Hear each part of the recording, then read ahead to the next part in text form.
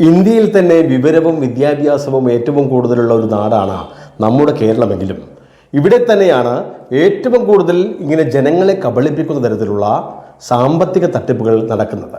ഇത് ഇന്നും ഇന്നലെയൊന്നും തുടങ്ങിയതുമല്ല. ആടുമാഞ്ചിയം പോലുള്ള തട്ടിപ്പുകൾ എത്രയോ വർഷം മുമ്പ് നമ്മുടെ കേരളത്തിൽ നടന്നിട്ടുള്ളതാണ്. അതിപ്പോഴും നിർബാധം തുടരുന്നു എന്ന് മാത്രം. ഓരോ ദിവസവും കോടികളുടെ തട്ടിപ്പിനെ കുറിച്ചുള്ള വാർത്തകളാണ് കേരളത്തിൽ പുറത്തു വന്നുകൊണ്ടിരിക്കുന്നത്.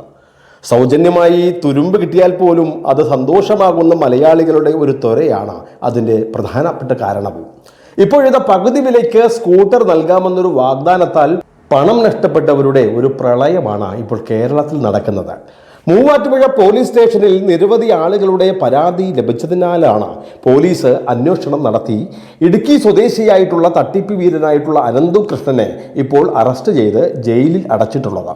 ഇയാളുടെ അറസ്റ്റിൻ്റെ വിവരമറിഞ്ഞ് സംസ്ഥാനമൊട്ടുക്കും ഈ സമാന പരാതിയുള്ളവരുടെ പരാതികളുടെ ആ കൂമ്പാരമാണ് ഓരോ പ്രാദേശിക പോലീസ് സ്റ്റേഷനുകളിലും ഇപ്പോൾ എത്തിക്കൊണ്ടിരിക്കുന്നത്. ഈ തട്ടിപ്പിന് അറിഞ്ഞോ അറിയാതെയോ പല രാഷ്ട്രീയ പാർട്ടികളിലെയും ഉന്നത നേതാക്കളുടെയും അതേപോലെ തന്നെ പ്രാദേശിക നേതാക്കളുമൊക്കെ ഉൾപ്പെട്ടിട്ടുള്ളതിനാലും തട്ടിപ്പിൻ്റെ തുക 1000 കോടിയെങ്കിലും ഇപ്പോൾ കവിയുമെന്നാണ് കരുതുന്നത്.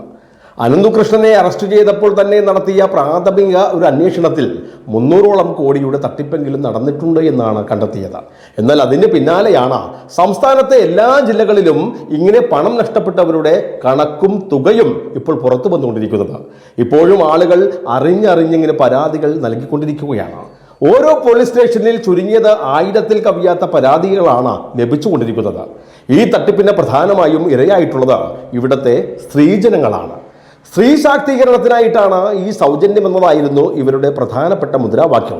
സ്ത്രീകളെയും കുട്ടികളെയും ആകർഷിക്കുന്നതിനായി വിപണിയിൽ ലഭിക്കുന്നതിനേക്കാൾ പകുതി വിലയ്ക്ക് സ്കൂട്ടറും പകുതി വിലയ്ക്ക് ലാപ്ടോപ്പും തയ്യൽ മെഷീനുമൊക്കെയാണ് പകുതി വില അടച്ചതിന് ശേഷം ഈ തട്ടിപ്പ് സംഘം ഉപഭോക്താക്കൾക്ക് നൽകിയിരുന്നതെങ്കിലും പിന്നീടത് ടിവിയും ഫ്രിഡ്ജും വാഷിംഗ് മെഷീനുമൊക്കെ അടങ്ങുന്ന ആ ഗൃഹോപകരണങ്ങളും സ്കൂൾ കിറ്റുമൊക്കെ കൂടി നൽകുന്ന തരത്തിലേക്ക് എത്തി.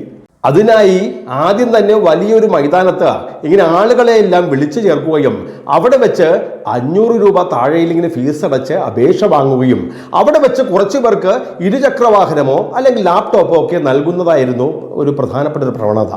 കൂടുതൽ പേരും 2 വീലറിനാണ് അപേക്ഷ നൽകിയിരുന്നത്.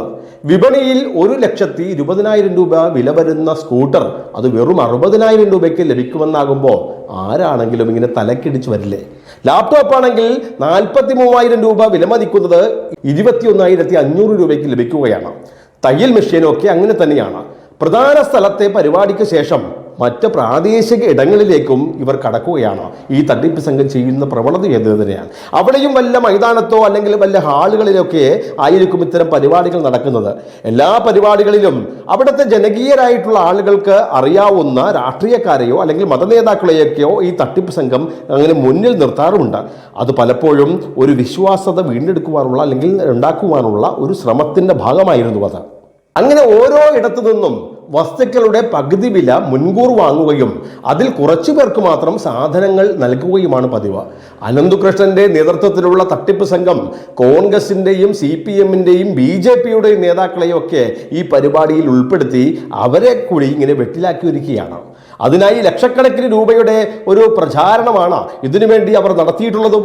അതിനായി പ്രാദേശികമായി തന്നെയുള്ളവരുടെ ആ ഫോട്ടോ നിർബന്ധമായും അവർ വെക്കുന്ന ഫ്ലക്സിലും അല്ലെങ്കിൽ മറ്റു ബാനറിലും ഒക്കെ മറ്റും പതിപ്പിച്ചിരുന്നു. ആയിരക്കണക്കിന് രൂപ ഒരെണ്ണത്തിന് വില വരുന്ന വലിയ വലിയ ബോർഡുകളും അതേപോലെ തന്നെ വലിയ വലിയ സിനിമാ പോസ്റ്ററുകളൊക്കെയാണ് ഇതിനു വേണ്ടി ഇവർ പ്രചരണത്തിനായി ഉപയോഗിച്ചിട്ടുള്ളത്. ഹൈബി ഈഡൻ MP-യും ഡീൻ കുര്യാക്കോസ് അടക്കമുള്ള കോൺഗ്രസ് MP-മാരും പല നേതാക്കളും ഇവരുടെ ഈ പരിപാടിയിൽ പങ്കെടുത്തതായിട്ടുള്ള ചിത്രങ്ങളും വാർത്തകളും ഇപ്പോൾ പുറത്തു വന്നു കഴിഞ്ഞു. കായംകുളത്ത് നടന്ന ഇത്തരത്തിലെ ഒരു പരിപാടി ഉദ്ഘാടനം ചെയ്തത് അവിടെ CPM-ന്റെ MLA ആയ U പ്രതിഭയാണ്. എന്നാൽ BJP-യിലാകട്ടെ സംസ്ഥാന വൈസ് പ്രസിഡന്റായ AN രാധാകൃഷ്ണനെയാണ് ഈ തട്ടിപ്പ് സംഘം കൂട്ടുപിടിച്ചത്.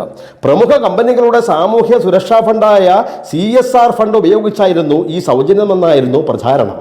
ഈ അടുത്ത കാലത്തായി കെ സുരേന്ദ്രൻ പക്ഷം പിടിമുറുക്കിയ കേരള BJP-യിൽ എൻ രാധാകൃഷ്ണന് വലിയ റോളുകളൊന്നും കിട്ടാതിരുന്ന സമയത്താണ് ഇങ്ങനെ ചില സൊസൈറ്റികൾ രൂപീകരിച്ച് ഇത്തരം പരിപാടികളിൽ സഹകരിച്ച് അങ്ങനെ ജനങ്ങളുടെ ഇടയിൽ പ്രവർത്തിക്കുവാൻ എൻ രാധാകൃഷ്ണൻ കൂട്ടരും ഇപ്പോൾ തയ്യാറായിട്ടുള്ളത്. കഴിഞ്ഞ പാർലമെന്റ് തിരഞ്ഞെടുപ്പിൽ പോലും എൻ രാധാകൃഷ്ണന് ഇവിടെ സീറ്റുകൾ ലഭിച്ചിരുന്നില്ല എന്നുള്ളൊരു സത്യമായ സംഗതിയും വേറെയുമുണ്ട്. അതിന് എൻ രാധാകൃഷ്ണനോടൊപ്പം ചേർന്ന് നിൽക്കുന്ന നിരവധി പേരെ ഈ സൗജന്യ വിതരണ പരിപാടിയിൽ ഉൾപ്പെടുത്തിയിട്ടുമുണ്ട്. ഇപ്പോഴത്തെ നിലവിലുണ്ടായിരുന്ന BJP-യുടെ കമ്മിറ്റിയുടെ സംസ്ഥാന കമ്മിറ്റി അംഗങ്ങളെയും ജില്ലാ ഭാരവാഹികളെയും എന്തിന് ഇപ്പോൾ BJP പുതിയതായി പ്രഖ്യാപിച്ച പല മണ്ഡല പ്രസിഡന്റുമാരും ഇത്തരം പരിപാടികൾ പങ്കെടുത്തതിൻ്റെ ചിത്രങ്ങളും മറ്റുമൊക്കെ ഇപ്പോൾ സോഷ്യൽ മീഡിയയിൽ മറ്റും പ്രചരിക്കുകയാണ്. ഇവരെയൊക്കെ കണ്ടിട്ടാണ് പലരും ഇങ്ങനെ പണമടക്കുവാൻ തയ്യാറായിട്ടുള്ളത്. ഇത്തരം പരിപാടി സ്ഥലങ്ങളിലെ BJP നേതാക്കളുടെ സജീവ സാന്നിധ്യം അങ്ങനെ പെട്ടെന്നൊന്നും ഈ കാര്യങ്ങളിൽ നിന്ന് BJP നേതാക്കൾക്ക് ഇപ്പോൾ ഒഴിഞ്ഞു മാറാവുന്നൊരു സാഹചര്യവുമല്ല. പ്രാദേശികമായി പണം നഷ്ടപ്പെട്ടതിന് ഇതിൽ പലരും ഉത്തരം പറയേണ്ടി വരും. അറ്റ്ലീസ്റ്റ് തട്ടിപ്പിനായി ഉപയോഗിച്ച ആ ഫ്ലെക്സ് ബോർഡിലും മറ്റും അങ്ങനെ ചിത്രം വന്നവരെങ്കിലും ഇതിന് മറുപടി പറയേണ്ടതായിട്ട് വരും. മാത്രമല്ല BJP നേതാക്കളുടെ ഈ സജീവ സാന്നിധ്യം കൊണ്ടാകാം തട്ടിപ്പിന് ഇരയായവർ ഭൂരിഭാഗം കരുതിയിരുന്നത് ഇത് BJP കേന്ദ്ര ഗവൺമെന്റിന്റെ ഒരു പദ്ധതിയാണെന്നായിരുന്നു. അതുകൊണ്ട് തന്നെ ഈ പരിപാടിയിൽ നിന്നും ഉൾപ്പെടുത്താത്ത BJP-ക്കാരെയും തട്ടിപ്പിന് ഇരയായവർ സമീപിക്കുകയാണ്. കോടികളുടെ ഈ തട്ടിപ്പ് കേസ് ഇവിടെ ഏറ്റവും കൂടുതൽ ബാധിക്കാൻ പോകുന്നത് ഇവിടുത്തെ BJP-ക്ക് തന്നെയാണെന്നതിൽ ഒരു സംശയവുമില്ല. മറ്റ് സംസ്ഥാന ഭാരവാഹികൾ ആരും തന്നെ ഇതിൽ ഉൾപ്പെട്ടിട്ടില്ലെങ്കിലും മറ്റ് ജില്ലാ മണ്ഡല നേതാക്കൾ ഇതിൽ പൂർണ്ണമായും ഉൾപ്പെട്ടിട്ടുണ്ടോ എന്നുള്ളത് ഒരു വസ്തുതയാണ്. അതിൻ്റെ എല്ലാം നിജസ്ഥിതി അടുത്ത ദിവസങ്ങളിൽ പുറത്തു വരികയും ചെയ്യും. ഇതുകൊണ്ടൊക്കെ തന്നെയാണ് മണ്ഡലം പ്രസിഡന്റുമാരെയും ജില്ലാ പ്രസിഡന്റുമാരെയും തിരഞ്ഞെടുത്തിട്ട് മറ്റു ഭാരവാഹികളെ ഇപ്പോൾ വരെ തിരഞ്ഞെടുക്കുവാൻ BJP-ക്ക് സാധിച്ചിട്ടില്ല. അത് പുതിയ സംസ്ഥാന പ്രസിഡന്റിനെ തിരഞ്ഞെടുത്തതിന് ശേഷമായി അത്തരം ചുമതലകൾ പ്രഖ്യാപിക്കൂ എന്നാണ് ഇപ്പോഴത്തെ വെപ്പ്. എന്നാൽ കേരളത്തിലെ BJP-യിൽ എത്രയോ മാസങ്ങൾക്ക് മുൻപ് തുടങ്ങിയ ഒരു സംഘടനാ തിരഞ്ഞെടുപ്പ് പ്രക്രിയയാണ് ഇപ്പോഴും ഇങ്ങനെ ഇഴഞ്ഞ് മുന്നോട്ട് പോകുന്നത്. പലയിടത്തും തർക്കങ്ങളും പ്രശ്നങ്ങളും നടക്കുന്നതിനിടയിലാണ് ഇപ്പോഴത്തെ ഈ കോടികളുടെ തട്ടിപ്പ് കേസുകളിലും BJP-യുടെ ആളുകളും ഉൾപ്പെടുന്നത്. കേസിൽ പ്രതിയായി അറസ്റ്റ് ചെയ്യപ്പെട്ട് ഇപ്പോൾ ജയിലിലായ അനന്തുകൃഷ്ണനെ ഇപ്പോൾ പോലീസ് കസ്റ്റഡിയിൽ 5 ദിവസത്തേക്ക് കിട്ടുവാൻ വേണ്ടി മൂവാറ്റുപുഴ DYSP-യുടെ നേതൃത്വത്തിലുള്ള അന്വേഷണ സംഘം അപേക്ഷ നൽകിയിരിക്കുകയാണ്.